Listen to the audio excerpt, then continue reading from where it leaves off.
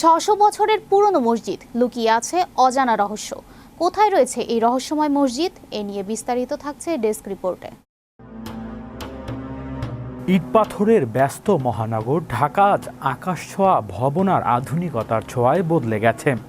কিন্তু এই কোলাহলের মাঝেও পুরান ঢাকায় নারিন্দা রোডে হায়াত ব্যাপারীর পুলের ঠিক উত্তর দিকে সগৌরবে দাঁড়িয়ে আছে ঢাকার ইতিহাসের প্রথম ও প্রাচীনতম মসজিদ, বিনোদন বিবির মসজিদ।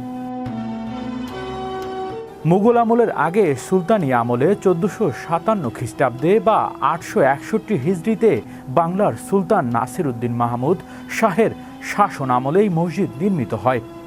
আধুনিক ঢাকা গড়ে ওঠার প্রায় ১৫০ বছর আগে নির্মিত এই স্থানটির ঢাকার মুসলিম স্থাপত্যের আদি নিদর্শন। ধারণা করা হয় ইরান থেকে আগত এক বণিক কাফেল নিজের ধর্মীয় উপাসনালয়ের জন্য এখানে মসজিদটি নির্মাণ করেছিলেন। প্রায় ৬০০ বছর ধরে এটি সময়ের সাক্ষী হয়ে টিকে আছে। মুসম্মদ বক্ত বিনোদন বিবি ছিলেন সুলতানি আমলের এক সম্ভ্রান্ত ধর্মপরায়ণ, দানশীল ও দূরদর্শী মুসলিম নারী।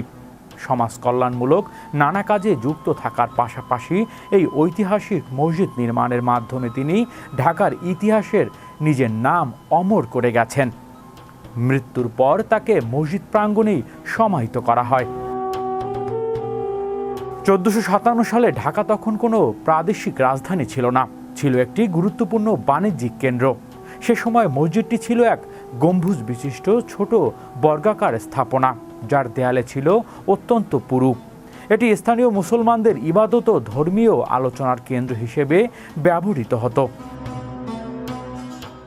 ক্রমাগত সংস্কারের ফলে এটি ৭ তলা ভিতরের ওপর ৬ তলার আধুনিক ভবনে পরিণত হয়েছে, যার বর্তমান নাম বিনোদন বিবি নারিন্দা বড় জামে মসজিদ।